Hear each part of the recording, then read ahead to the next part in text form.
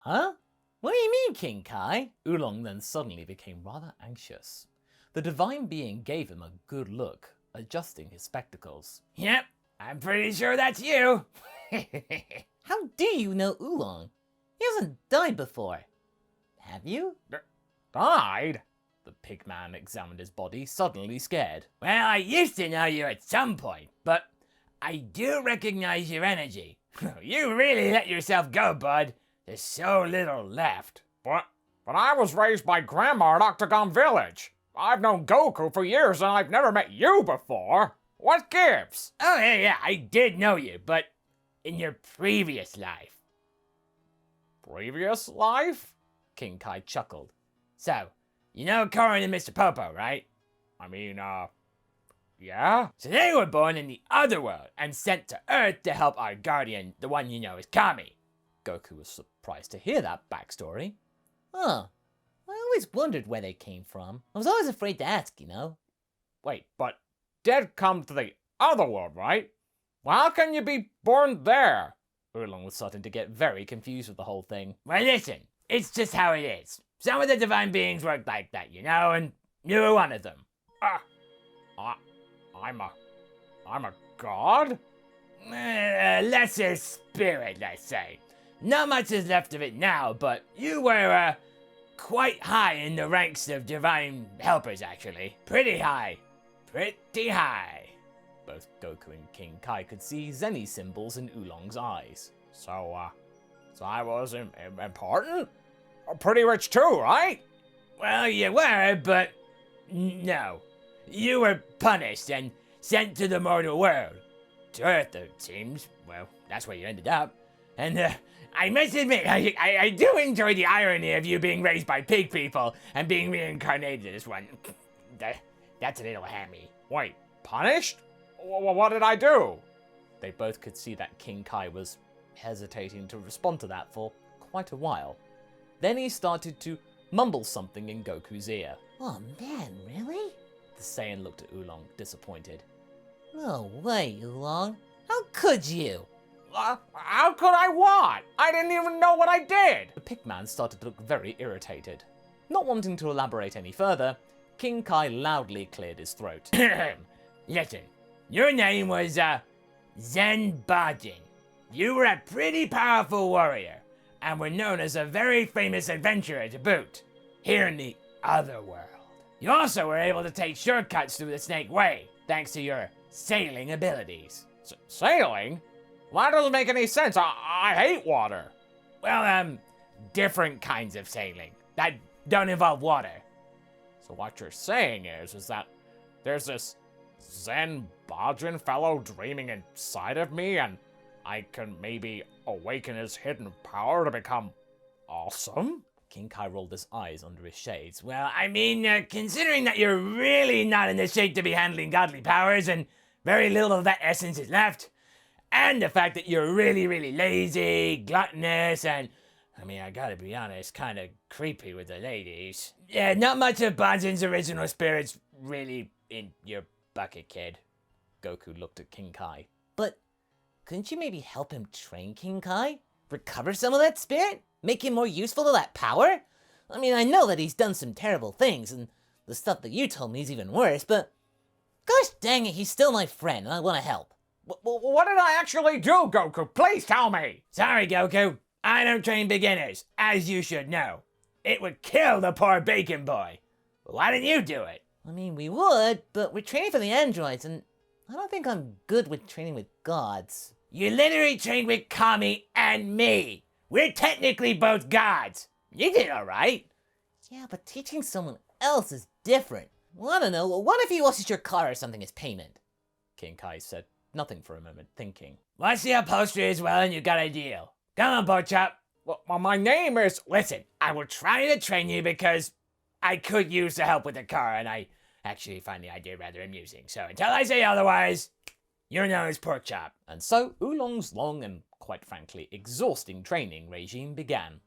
On some occasions, he even tried to use his shape-shifting abilities to hide from King Kai, but either Bubbles or Gregory, very attuned to the art of shape-shifting, were always able to find him lickety-split. He started off with very mundane work, making him feel that the old man had simply just made him a servant rather than a potential trainee. It's not the first time that's actually happened in the history of King Kai. Maybe Oolong ended up just being the latest of his lackeys.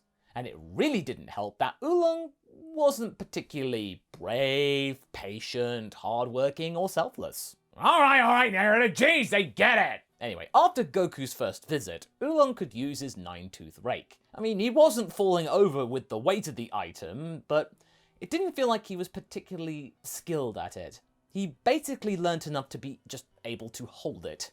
King Kai was quite harsh with him to boot, which caused his overall stamina to increase without him knowing it, but he was still miles away from becoming an actual fighter, or even a shadow of his former self, Zenbajin. At some point, Goku realized that Oolong wasn't enjoying his time that much and negotiated a short break for the pigman to boost his morale. Maybe he could go camping with him, Gohan, and Krillin, just to get back to Earth and reacquaint himself with his now homeworld, an activity he actually enjoyed in the past, Oolong, going camping. And sure enough, they initially had some fun, with Oolong slowly setting his mind towards dropping the whole training thing now that he was back on Earth. Now he had some distance away from the Kai, he realized that all of this really wasn't for him. That was the sort of stuff that Goku liked, and him, no. He was right. He was lazy. He liked to eat. And maybe he should work on perhaps, the third thing a little more. But he was happy how he was. Who cared about this whole Z-Bougie thing or whatever his reincarnation was called? He, right now, was Oolong, the greatest shape-shifting con-man, pig-man there ever was. But as he should know, a picnic with Goku and friends couldn't just simply be a picnic. They had to be attacked by spacemen, didn't they? What was even worse is that the leader of those spacemen, who also kinda looked like Frieza but wasn't, was able to really get close to taking down Goku. Apparently he was called Cooler or something, and was the brother of the evil Emperor Frieza. Oh no. Oolong, Krillin, and Gohan's dragon Icarus, or Higher Dragon, went to search for the two of them, as the situation started to look dire. Oh, why can't we have a peaceful picnic for once? Oolong was irritated. In that moment, actually, he rather actually would have wanted to be on King Kai's planet. At least that didn't explode. Well, here's hoping for the future, buddy. And I don't think either of us are strong enough to deal with that. I hope Goku and Gohan are okay, says Krillin. As they found them in a collapsed cave, the two of them were able to dig them up pretty quickly, thanks to Oolong's training.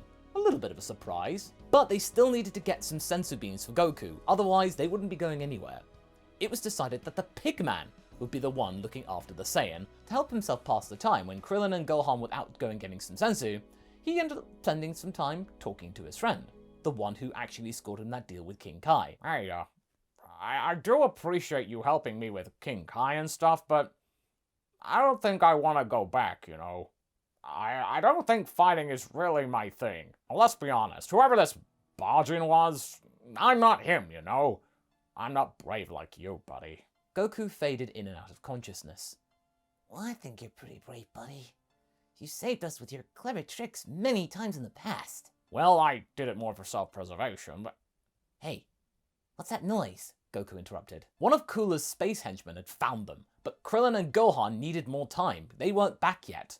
Oolong wanted to escape, but he couldn't just leave Goku like this. He swallowed loudly and morphed into Goku, grabbing his rake. Oh, look who showed up! The monkey was planning some gardening, huh? Well, somehow you look even more pathetic. I am Son Goku, the legendary Super Saiyan. Beware or I'll show you my Super Saiyan form, the Goku-Long said. Oh yeah? Well, Monsieur Cooler will be here soon, and he shall wreck you.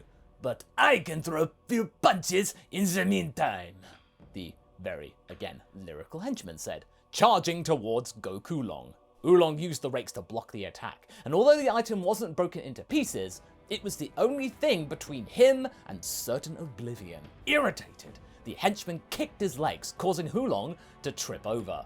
A bit hurt, Oolong then turned back into a pig. What? Qu'est-ce que c'est? A mere swine? You've been trying to trick me, haven't you? But What is this? Oh, my scouter is detecting another life in signal inside the cave. Who are you holding in there, pork chop? My name is Oolong! Oolong picked up the rake and ran to the henchman, who effortlessly blocked his attack. Well, soon you will be my dinner.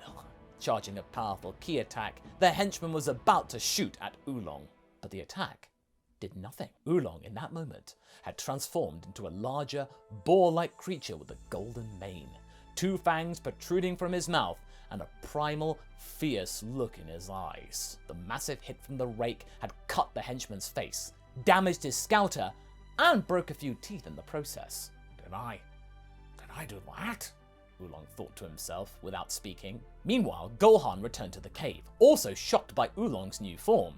This guy was relentless, this bigger pigman, and soon the henchman became his prey, especially since the damage that the rake did was quite brutal.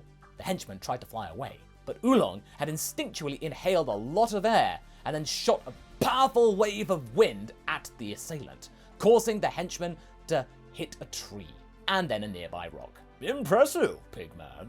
You have beaten my right-hand fellow. I do wonder, are you soft on the inside? Cooler said menacingly. As Cooler attacked, Oolong tried to block with the rake, but he was simply too quick, this guy. Cooler knocked him out of his transformation, and Oolong was unable to transform back. Goku caught Cooler's hand and the two started to fight, with Cooler even transforming into another form, an even scarier one, even scarier than Oolong's one. At the end of the day, Goku was able to deflect Cooler's energy attack, which was destined to blow up the planet, sending the attacker into deep space, riding a hot ball of energy, and then collapsing and colliding into another big ball of energy. That's the sun, by the way. Oolong! Oolong? That was amazing! You were able to transform yourself! Gohan exclaimed. Yeah, but I'm not sure how. Oolong replied. I mean, that was pretty awesome, right? Did you see how I beat up that guy? As they talked, they heard a beam of energy and somebody falling to the ground. It seemed that henchman Salza was trying to sneak up on them, but Piccolo had arrived at the scene and saw him first. Hey you, awesome. Mind your back. The rest of the picnic went by spectacularly. Oolong was very proud of himself. He even then visited Octagon Village to tell his Grandma Shadao all about it. You know, you don't need to make things up to make yourself look better, boy. I know you through and through. But what I said was all true. I was able to change and everything. Yeah. Yes, I know you're a shapeshifter and all that, rascal. Don't try and pull the wool over my eyes. Oh, it was different this time. Anyway, I'm glad that you visited me again much sooner than before. Hopefully, this is going to be a new habit of yours. Well, it was time to change a lot of habits, actually. If Oolong wanted to experience this power ever again, he would have to be less lazy, less cowardly, and work harder. As Goku took him back to King Kai to give him another chance, several things about him did change. Whilst he was still somewhat lazy and avoided training from time to time, when there was an actual time for some fighting to be involved, Oolong would give it his all. Still though, the transformation never reappeared, but Oolong wasn't disheartened by that. If he did it once, he would be able to do it again. One day. Maybe that's how the legendary Super Swine, as he dubbed himself, worked. Maybe it appeared when it was needed the most. As the android conflict was approaching, Oolong was getting ready. For once, he wanted to join the fray, not as a bystander, but as a proper Z-fighter. But maybe not putting in 100% of the effort, more like 69% of the effort.